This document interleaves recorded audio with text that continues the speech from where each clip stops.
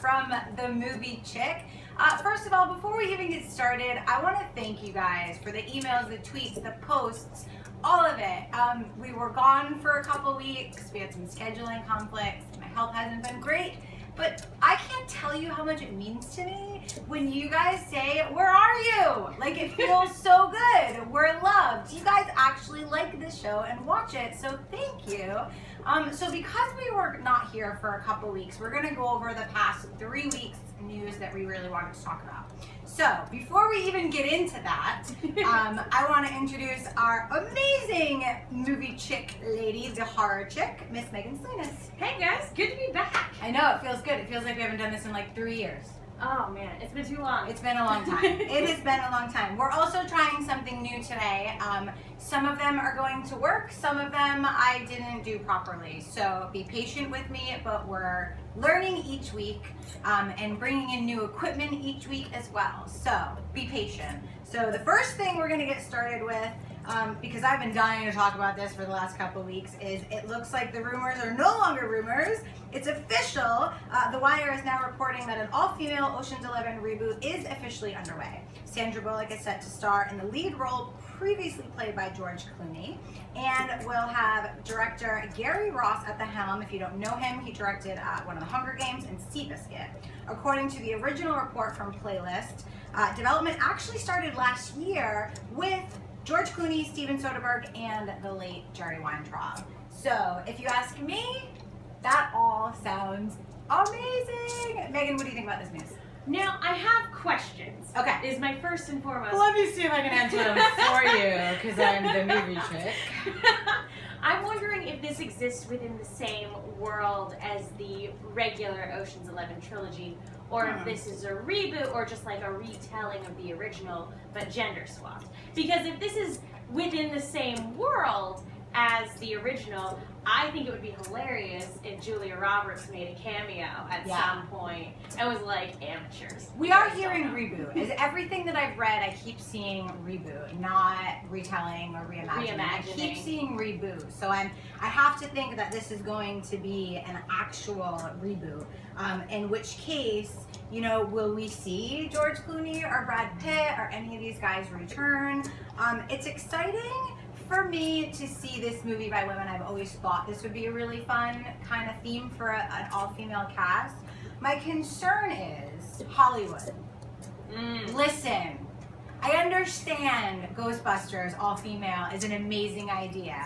Please don't remake every movie with an all-female cast now. Just don't do it.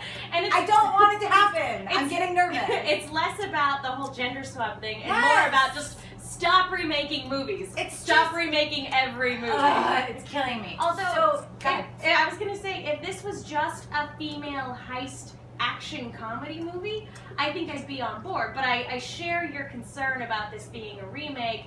And again, it's less about whether or not they'll handle it well, because I'm sure they will, especially it already sounds like they're getting together a really good cast, and more about how much more is this going to go on in terms of remakes. Hollywood will never stop doing the remakes, and it's getting a little tiresome, especially for franchises that aren't that old. No, and this is such a good franchise. It was done really well. Everyone loved them. So it's kind of nervous. It makes me kind of nervous that they're going to just start rebooting a bunch of franchises with women. But there's a few that I'd like to see with all women. If you could pick one actress to be a part of Ocean's 11 reboot all-female edition, who would it be? That's the first two names that come to my mind is Sigourney Weaver and Helen Mirren. Wow. Those are those are the two. Helen Mirren. That was like so out of left field, and it just bombed. I'm like, really? That's crazy. Well, no, I like it. I mean, because you have like older people in in the other Ocean 11 that are like kind of mentor figures that they're like, I've been in this business a long time, kid. That sort of thing. And I think she'd be perfect. Oh my god, I would have never thought of that. Okay, so my pick is Jada Pinkett Smith.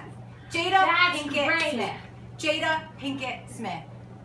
Magic Mike. XXL. She, I mean, stole every scene she was in. She was killer. I would love, love, love, love, love to see her in this movie. So, needless to say, we are tentatively excited. Yeah, cautiously optimistic. All right, I like that one. All right, the next one, my buddies over at Slash Film are reporting that Nicole Kidman is currently in negotiations to join Warner Brothers' new superhero flick. She's right there, people. She's also right here. Wonder Woman! This is so exciting for me. Okay, so the film currently stars Gal Gadot, which we know, and Chris Pine. It is the DC Comics adaptation. It's being directed by Patty Jenkins. Rumors originally circulated saying that Kidman would be playing a villain, but news recently broke that saying she may not be a villain, but she's actually going to possibly be the Queen of the Amazons, Wonder Woman's mom. You know, if I could pick anyone to be the Queen of the Amazons, Nicole Kidman is a really great choice. Really? I think so. Okay. Maybe with Therma, like with the height. But I think she's gorgeous. I think she's a great actress. I love the idea of her being an Amazonian warrior. I can understand maybe being like, I don't know about Wonder Woman's mom, but at the same time, I think she has the acting chops to pull it off. I don't know if you can hear that noise. Dozer is chowing some peanut butter right now. Our mics come in 2 weeks. Be patient with us. But you can literally hear Dozer chowing on some peanut butter. I'm sure he'll make an appearance when the peanut butter runs out. So I was more on board with Nicole Kidman when I thought she was going to be a villain.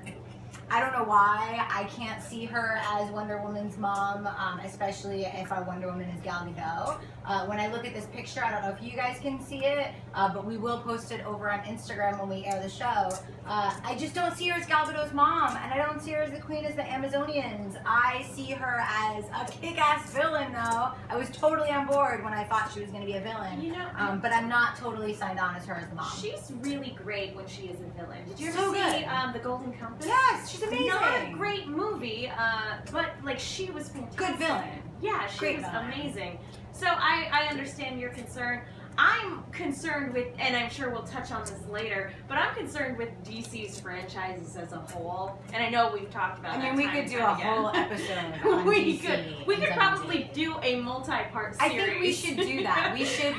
We should just dedicate one block of time or day or week, because it may take that long. We should just that's a an really open good letter idea. to DC. And I like Warner that. Brothers. I like that. Okay, last week, Miramax and Broad Green Pictures announced that Billy Bob Thornton will return to reprise his role as Willie in Bad Santa 2. Currently, there is no storyline, but I know that I've been waiting far too long to see this guy come back and mess up Christmas. I'm so excited about this.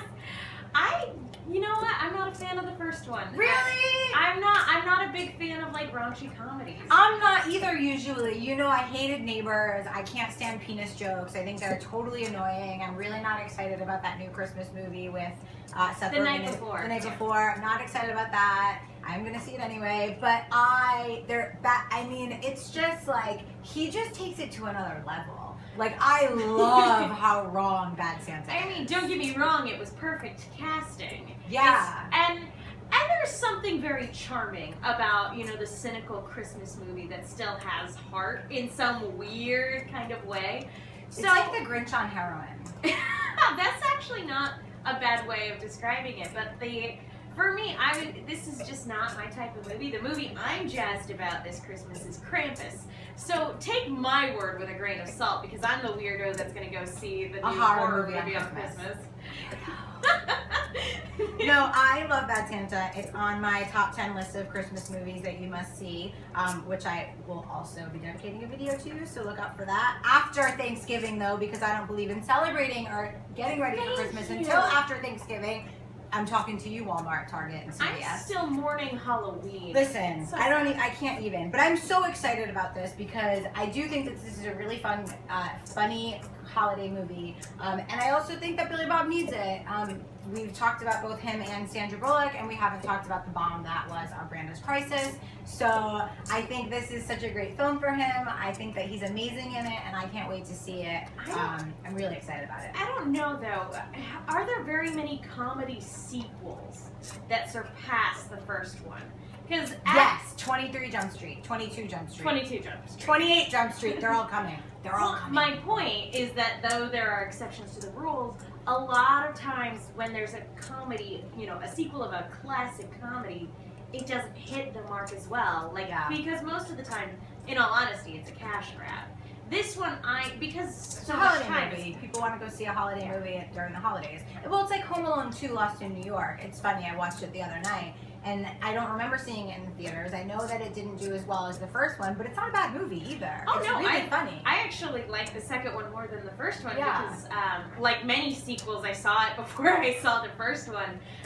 So I like Well, because that you're one. a youngin'. I am. You're a youngin'. But like things like The Hangover 2 or Caddyshack 2 or like any number of comedies with 2 at the end of them, they tend not to stand the test of time because they tend to be a cash grab. This one, I think enough time has passed I that think it's so too. It's that been a long time. It doesn't 2003. exactly. I don't think it fits into that box. So it has that going for it. All right, well, I'm excited about it.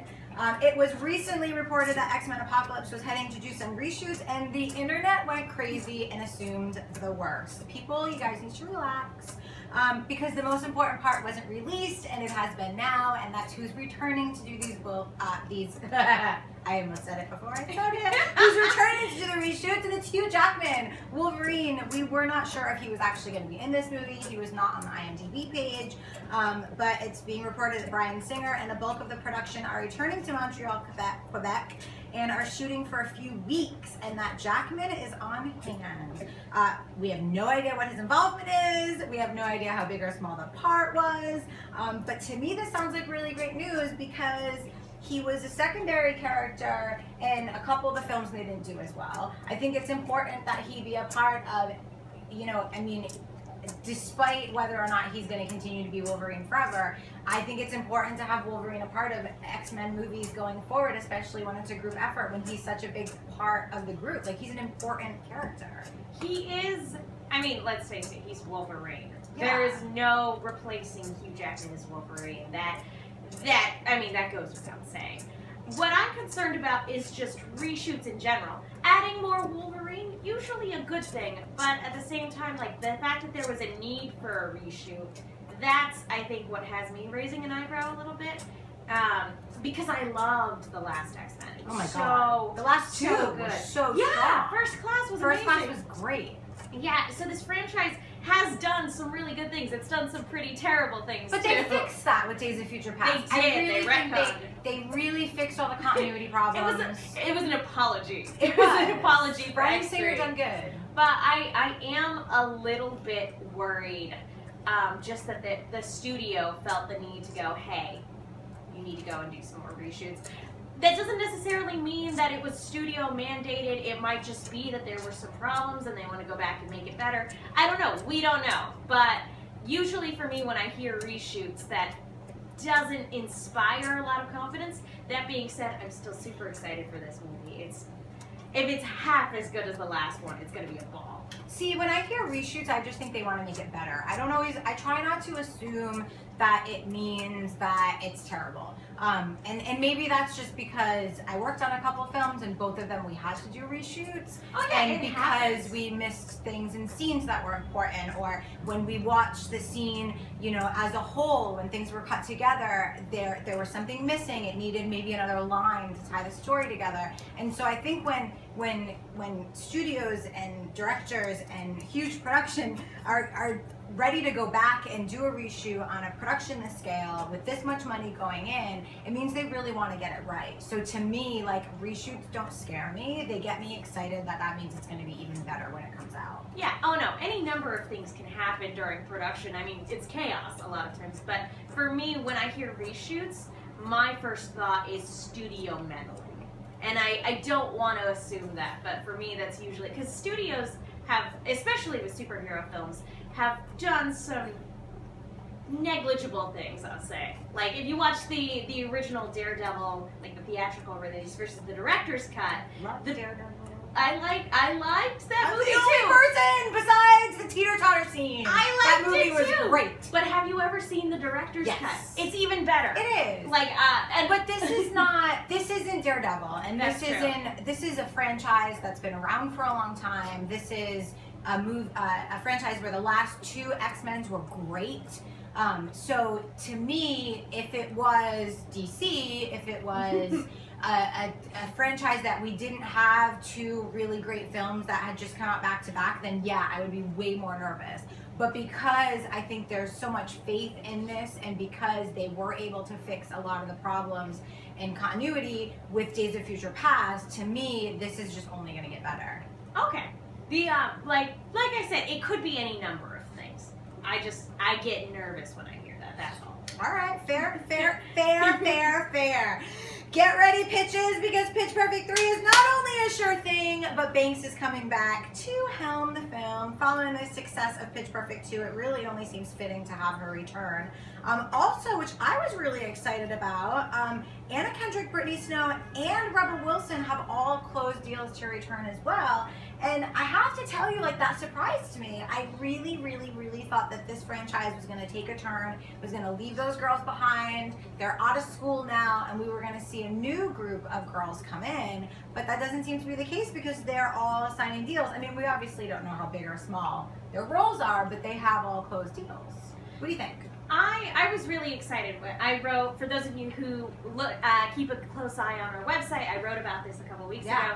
The screenwriter is coming back. I'm very excited because I became a fan of Pitch Perfect when the sequel came out because I missed the first one during its theatrical run. So I am like seeing the great job that Banks did with the franchise.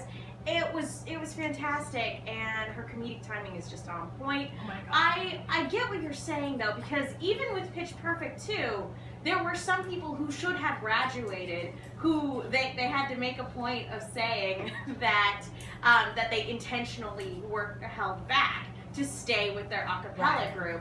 But I like the idea of them graduating and forming their own post-college group, or maybe coming back to mentor a new set of girls. There are a number of things that can be done.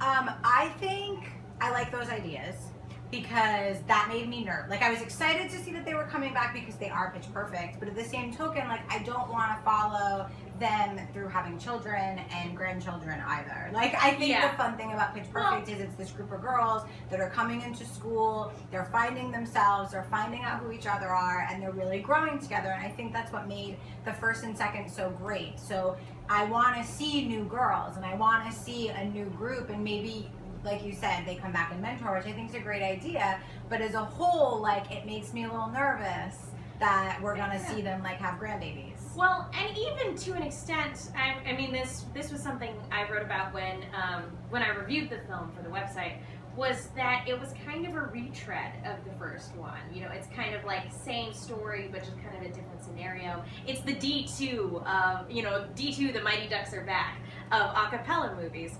And I totally didn't feel that way. That's so funny. But I love hearing other people's opinions. But at least in my view. But with this third one, I don't necessarily want to see them retread those same story beats again. I want to see the Bellas take on something new. I would like to see these characters, since they are coming back, grow and change. But I hear you. I don't want to see their grandkids either. No grandbabies! All right, there's exciting news coming from Under the Sea. Chloe Grace Moretz has officially been cast as the Sea Queen herself, the Little Mermaid. Just to let you in on some info in case you're not up to date, this is a live action movie adaptation that will be following the Hans Christian Andersen fairy tale and not the Disney-fied translation. Variety had reported that director Sofia Coppola was attached, left over creative differences, aka supposedly she was unwilling to use Grace Moretz as the lead, and the studio wanted her so badly that they let Coppola go. Now, obviously, rumor control, we don't know if that's true or not, but that's what's definitely being said. Not a lot is known about the storyline, but if you've read the Hans Christian Andersen fairy tale, you know that it's a lot darker and it doesn't end so well for the Little Mermaid. I love the Disney one. I love that we're seeing a lot of successful live action fairy tales come to the big screen. Maleficent was amazing. I'm really excited about Little Mermaid, and I'm really excited about Chloe Grace Moretz too. I think she's a very charming actress. Even the Carrie reboot that a lot of people hated. Loved the Carrie reboot. It's not as good as the original, but I appreciate very much what they tried to do with it. There's a little bit of a fallacy in their thinking. They tried to make it cool instead of tragic. But she was very, very charming in the role. And I like her. I do like too. the projects that she takes on. And I like that Disney, as a company, is going, this isn't just a live-action adaptation of the story we've already done. It's a closer adaptation to the original work. They're going a step further than they did with Cinderella. I like that. Yeah. I very much appreciate that it's going to be taking that darker tone. On the other hand, I do feel kind of a sense of fatigue because when Cinderella was gearing up, they started announcing all these other live-action stuff, and The Jungle Book looks like it's going to be great, but at the same time, it's sort of what we were saying about the Ocean's 11 reboot. It's just, I kind of just sigh with fatigue a little bit, going, another one? Oh, see, not I feel sure. the complete opposite. I feel like when it comes to fairy tales, I grew up on not Disney movies because I'm a little bit older, but I got to watch them with the kids that I was nannying for, and I so wished that I had those kind of movies coming out when I was a kid. I so wished I had, you know, I mean, it was every couple of years. It was The Little Mermaid, it was Aladdin, it was Peter Pan. I mean, the 101 Dalmatians, it was constant, Lady and the Tramp, there was a constant influx of these amazing... Those are actually older. Right, but Disney I'm saying... Renaissance, though. Right, but I know I'm saying what they you're keep talking about. coming out, and they would bring out newer ones like The Little Mermaid and like Aladdin. So to me, when you're starting off with movies like 101 Dalmatians and Lady and the Tramps, and then you're continuing on with The Little Mermaids, the Aladdins, the Beauty and the Beast, I mean, I feel like it's amazing because now they're taking it another step and they're making these really kid-friendly movies, but that parents can also really appreciate as well. And again, they're not afraid to go a little dark with them, which is what I like. So for me, I am really excited that every year we're getting a new live adaptation for a fairy tale. You know what? I think I figured out what's bothering me, besides the fact that it's just reboot mania. I think it's because I feel like it's like seeing so many reboots of stuff that came out when I was a kid. You're a kid, your It childhood. makes me feel old. I get it. Yeah, well, I and get it's it also now. like, I feel like there's stuff from your childhood that you just don't want touched too. Like that is Goonies very is true. from my childhood, and I feel like if anyone ever remakes the Goonies, I'll break their legs. Do you know what I mean? So like there's certain Exactly. things that you feel like Piglet wanted to say hello. There's certain things that I feel like are not safe to be touched when you're growing up and you're a kid. And I think that that's something to be said. It depends on generational, you know what I mean? Yeah. Like what you're going to like appreciate and want rebooted and what you're not. Exactly. We have new behind-the-scenes photos from the new Doctor Strange movie. Chiwetel Ejiofor as Baron Mordo, alongside a bearded Benedict Cumberbatch as Doctor Strange. I don't know if you guys can see this photo. We can. I will post it on Instagram when the show loads. Now, I don't know a lot about Doctor Strange, so I'm in a learning phase. I'm starting to read a lot about Doctor Strange, the original stuff, because people are really, really, really excited about this movie, and I'm excited because I just want to see another movie in this world. But I don't know enough about the characters and the film to look at this picture and be like, oh my God, he's a great Doctor Strange, because I'm just learning. So. I mean, to me, when I look at this picture, it's exciting because I love both of these actors tremendously. They're both absolutely amazing and stellar with everything they do. But I'm not yet at the point where I'm like, oh my God, how do you feel? First of all, I like this picture a lot better than some of the other pictures that were being tweeted from the set. There was one that was pulled out that was so out of focus, I couldn't even tell that it was Benedict Cumberbatch. I was like, is that him or is that just a guy with a beard? It was a craft services guy. It wasn't even him. Is that just a homeless guy that wandered you onto just the don't set? know. I think that, and we've talked about this before, talking about Doctor Strange. I personally don't necessarily, as much as I love Cumberbatch and I know he'll do a good job, I don't know if it was the greatest casting choice. I think Odette Fair would have been wonderful. Maybe that's just because I have a crush on him. But that being, I have a crush on Benedict too. But who doesn't? Yeah. I'll be honest. In terms of, I'm a Marvel girl. I'm super excited to go and tape the Agents of S.H.I.E.L.D. podcast later on tonight. But as far as Doctor Strange go, I'm kind of in the same boat as you. He was on the peripheral of like the Marvel stuff that I grew up with, so I'm less familiar with him too. What's interesting about him though is he is a straight up magical character. Yeah. And with the shows like Daredevil and other shows that they're going to be coming out with via Netflix for Marvel, they're very much establishing magic as a part of the Marvel Cinematic Universe, which they kind of hand-waved it with Thor. Right. But now with Doctor Strange, you can't ignore it anymore. His thing is magic. So I'm very curious to see what they'll do with that in terms of how that's going to affect the Marvel Cinematic Universe, because that's a lot of stuff to dump on Earth. Right. Aliens exist, other dimensions exist. I'm excited Yeah. about magic though. Yeah, It gets no. me excited. It is. It should be fun, and if nothing else, Marvel movies are beautiful, and Oh, I God, yeah. cannot wait To to see see what what they they do with magic. I'm Yeah. so excited. It would be that's what excites me as well, is because I don't know a lot of the backstory. I'm learning the origin story, but the magic is really exciting because if you know, I love magic, which brings us right into the next photos that we have. We have, this is so exciting to me. Entertainment Weekly revealed new pictures of Eddie Redmayne as Newt Scamander and Fantastic Beasts and Where to Find Them. Newt is an eccentric English, it was like magicologist was what they said. I'm not even going to pretend. I can see magic but zoologist. Magologist who's traveling to New York on a quest to find even more rare and endangered magical species.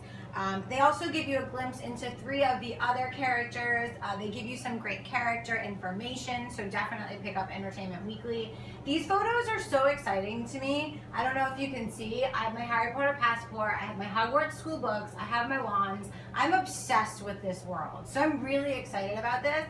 But I know that you're a Doctor Who fan, and when I look at this picture, it makes me think Doctor Who so much. In the back of the train station, there should be a TARDIS, right? Like that's Doctor. Like I look at all the Doctor Who pictures that I've ever seen, and that looks exactly like Doctor Who to me. It's so crazy. It really does. It look like the TARDIS, like we were just saying. Yeah. Look right at home in the back of that picture. That's his companion right there. That's the new Doctor. He's got Yeah. and that tweak the wand a little bit. It's a sonic screwdriver. I mean, I'm totally telling see you. that. I'm telling you. But I'm really excited about these photos. I think he looks absolutely amazing. I mean, I love Eddie Redmayne. I think this is going to be such an amazing film. I'm so excited to go back to this world.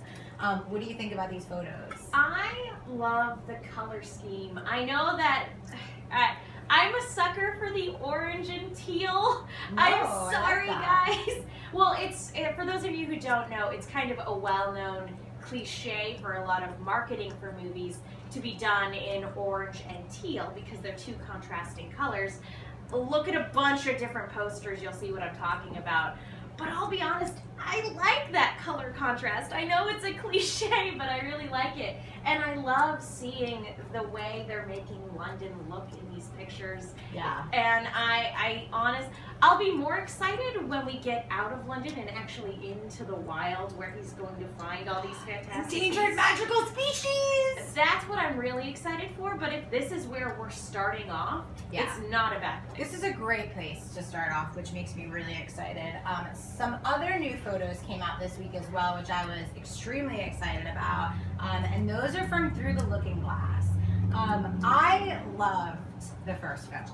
I know not everyone did, but these, I mean, looking at Anne Hathaway is just like, I mean, and we know what Alice looks like. We've seen her in the first one, but that Anne Hathaway photo is like almost unrecognizable. Like it doesn't even look like her. And I love how much detail they've put into these photos. I mean, some of these characters we've seen in the past.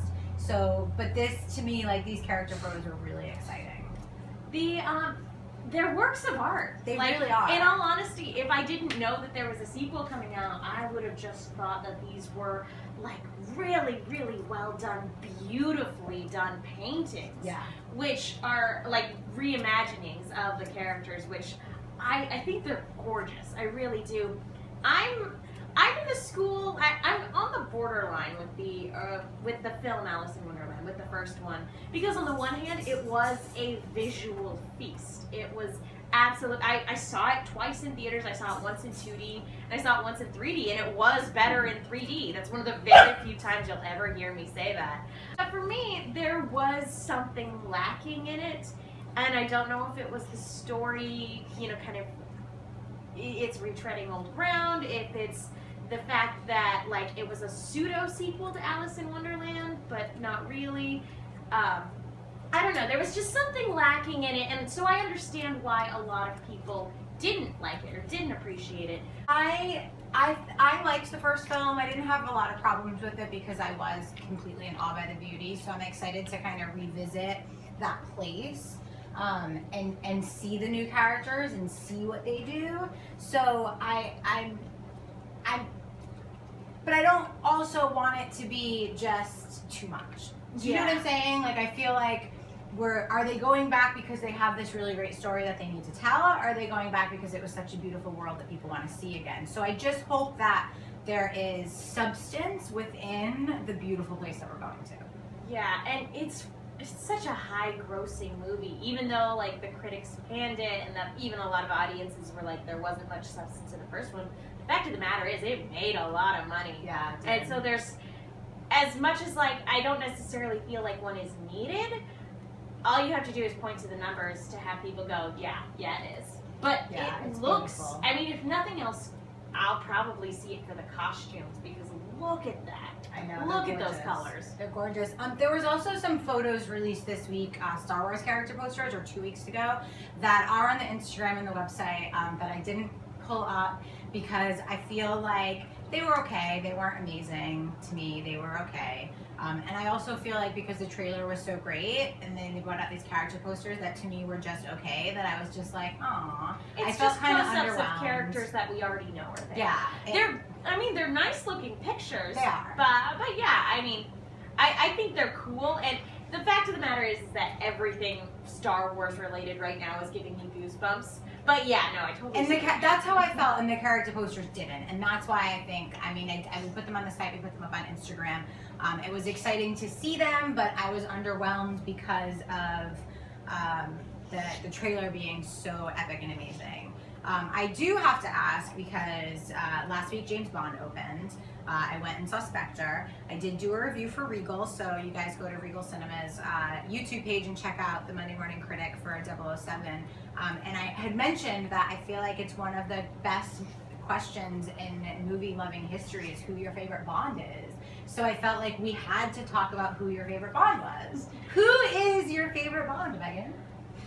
Well, I feel like I'm gonna get some hate for saying this. Never. There's no But hatred. Only love. It actually is Daniel Craig. A lot of people feel that way. I wasn't somebody who grew up loving the Bond movies. I don't think I saw, like, Casino Royale actually was the first time I sat down and watched an entire Bond movie from beginning to end. Oh, wow. Okay. Yeah, all the other so ones that's a I only, total generational thing. Well, no, it's less of that because my older brother watched a bunch of the Bond movies, and he's only a couple of years older than me, so it was just kind of a lack of interest in the spy genre. Okay. So for me, sitting down and watching Casino Royale, I was blown away. I thought it was a great movie, a great action movie. But it wasn't until Skyfall that I started really appreciating why a lot of Bond fans didn't like Casino Royale. Yeah. And having watched Skyfall, I'm like, okay, this is what's important to Bond fans. This is what they love, and I'm starting to love it too. Did you see Spectre yet? I haven't seen it yet. Okay. But apart from Pierce Brosnan is a very close second. Very close second. It's so hard for me to choose between Sean Connery and Pierce because Sean Connery is the first Bond that I was ever introduced to. I loved him. She just got really excited about Sean Connery too. But at Pierce Brosnan, I just feel like he wasn't given great material, and had he been, I think he would have been amazing. He is my second favorite Bond, without a doubt. And GoldenEye, guys. GoldenEye. I mean, yeah, it's really honestly like crazy. What I also think that we should do this week, if you haven't seen us, We Can't Be Friends, because we haven't been here in 2 weeks and we weren't able to do any Halloween ones. And so I feel like we should, it doesn't have to be a Halloween movie, but because we haven't done it in 2 weeks, I feel like we have to do it if you haven't seen this, We Can't Be Friends. So, what can we not be friends if I haven't seen this week, Megan? Hocus Pocus. Yes! We're friends! That is such such a good if you haven't seen this, we can't be I friends. know I know that probably everybody was expecting me to do like a hardcore scary movie. No. But sometimes it's just fun to revisit. What was that, 1993? And So that good. that number, I put a spell on you. It's just so much fun. And this year, actually, at Disney World, they incorporated the Sanderson sisters into their villains Halloween party, and like it's up on YouTube. Go check it out. It's spectacular because they're essentially hosting, and all the other villains like crash their party. It's so much fun, and I think even Bette Midler said at one point that was the most fun she's ever had on any given movie set. And it's was funny doing that. because there's been so many rumors and speculations about there being a sequel to that. I feel like every single year somebody creates a poster for it and says it's coming back, and they're going to make another one. And I wonder why they haven't yet, because it is such an amazing movie and it's so much fun, and it's something that they could reboot. It's something that they could reimagine. It's something that they could do a sequel to, and I can't help but wonder why they don't, because it is such a great movie. And probably because it underperformed when it initially came to the box office. And they've taken properties that underperformed initially and brought them back with varying degrees of success. Like if you look at the Tron movies. Mm-hmm. Tron, which I love, but the sequels didn't perform as highly as, or the sequel didn't perform as highly as Disney wanted it, and the television series didn't get as high of ratings as they wanted. So it's like, what franchises do we choose to bring back? It's like what we were talking about earlier with all these fairy tale reimaginings and everything like that. It's like, what franchises do we bring back and which ones do we kind of leave alone? Yeah, I love Hocus Pocus. I would love to see a sequel. I think that's an amazing one. And I'm so glad we can finally be friends. We're friends. We're friends. We're I friends am this going to stick to a Halloween one with you, and I'm also going to go with a movie that we talked about, two of the lead actresses, and it's Practical Magic. I loved Practical Magic. I think it's an adorable movie about the Owen sisters. Sandra Bullock and Nicole Kidman are sisters. They are both witches. They don't want to be witches. And they are cursed to never find love. And I think it's adorable. I just think it's a really sweet Halloween love comedy story that's kind of fun. And I feel like it's one of those movies that has two lead actresses that we've seen be really successful, and it's kind of a fun little movie, and I feel like not a lot of people or enough people have seen it, so I feel like you have to see it or we can't be friends. I think it's hilarious that we both picked witch movies. Well, That's hilarious. You know, I was going into my library of what people have to see, and when you said Hocus Pocus, instantly I was like, but what about that other one with Sandra Bullock? So I had to look it up, and I had to use that one because they fit perfectly together. I feel terrible because we can be friends because of Hocus Pocus, but I haven't seen Practical Magic. I'll just go. I'm sorry, guys. Fail. All right, guys. Well, thank you so much for tuning in to This Week in Movie News. It was just the two of us tonight. Some more scheduling problems. The four of us, technically. The four of us, technically. But I believe Zoe will be back next week. So, where can they find you in your bazillion places, Megan? You guys can follow me on Twitter and Instagram at the Menguin. That's TheMenguin. About time. Yeah, About time. it took me a while, but That's I finally did it. And there. I can tweet about all of my projects. As always, be sure to check out my articles on the site. It's always a ton of fun. Yes, and you guys can find me everywhere at Chrisley, and don't forget to follow us at the Movie Chick with 2 Ks, like me. I'm gonna put up all these pictures up on our Instagram, so if you haven't seen them, make sure to check them out there. And also, I really want to start answering some user questions. So if you have questions for us about any movies, email us at askthemoviechick@gmail.com. Again, chick with 2 Ks. So it's askthemoviechick@gmail.com, and let us know what you want to know. Tell us what you want to talk about, or if you have specific questions for us about things that we've talked about or haven't talked about, you send us the questions and we will give you answers. I've done it in the past and it's been really fun. I love to see what you guys come up with, and you always have tons of questions about all different genres, so I'm really excited to bring that up. Also, we are going to be doing some quick reviews on our site now, so start looking out for them. This weekend, We Love the Coopers and The 33 opens up, as well as By the Sea, which is a very limited release. It is a love story Mark.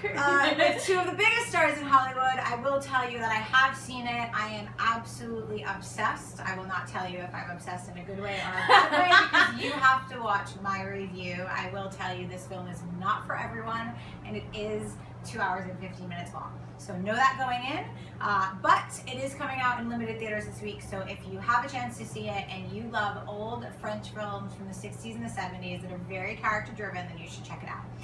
Make sure you are following us on Twitter and on Instagram, like our Facebook page, and we will see you guys next week right back here in my living room on This Week in Movie News. See you later, guys.